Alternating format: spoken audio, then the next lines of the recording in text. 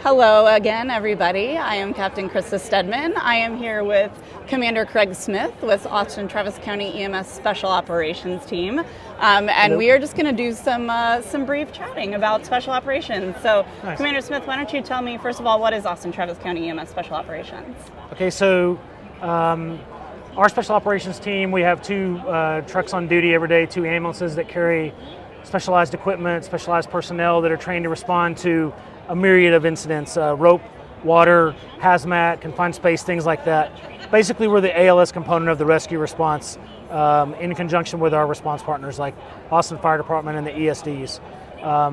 We have a pretty robust water program, lots of Zodiacs like you see here. It says Zodiac F420, and this is pretty much the standard for water rescue in this state. Okay. And that's additionally one of the things we do is we support Texas Task Force 1 in statewide deployment operations for water response, and then sometimes we go out of the state depending on the request.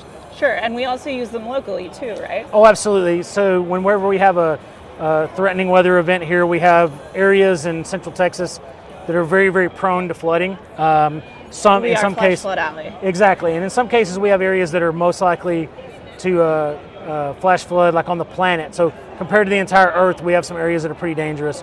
So for that reason, we have one of the largest concentrations in the Central Texas area of swiftwater rescue trained personnel.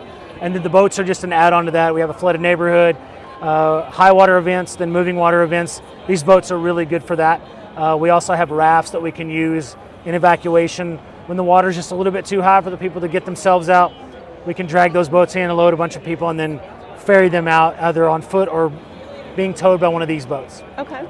But it's not just water stuff, right? You mentioned ropes and land rescues. Right, so obviously, you know, Austin's a big draw for people that like to be outdoors.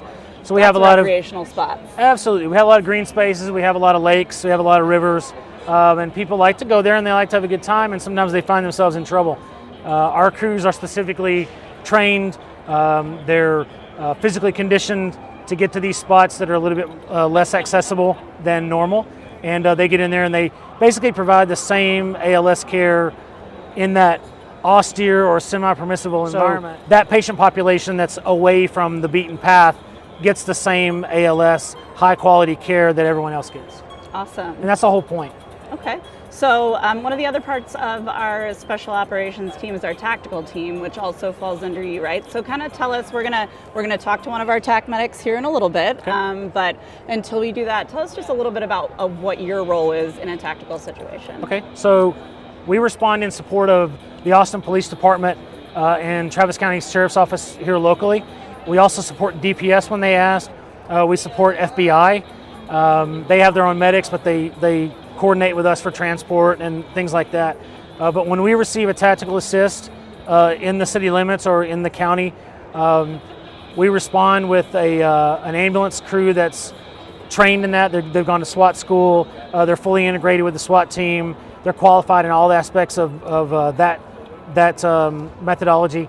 And we go to the command post, and basically we provide that focus on the medical part of the response. The police department they're doing containment, they're concentrating on getting the victim out, talking to the victim, negotiations.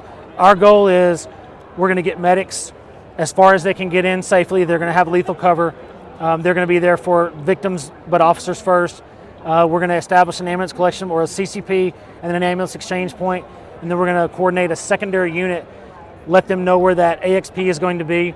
So if we do have a critical injury or an illness, we have coordination taken care of in advance. We don't have to wait for the 911 call. The unit's already there. We've got medics at the point of injury, and then we seamlessly transition, and that's what I coordinate and my colleagues coordinate on those types of calls. It's basically the focus on the medical side. What are we going to do if and when we get a patient? Excellent. Okay, well, join us again. We will be talking to multiple different levels of chiefs and commanders and special teams personnel throughout the conference, and we'll be joined by Commander Smith again to talk about our rescue task forces. And until then, we will catch you soon.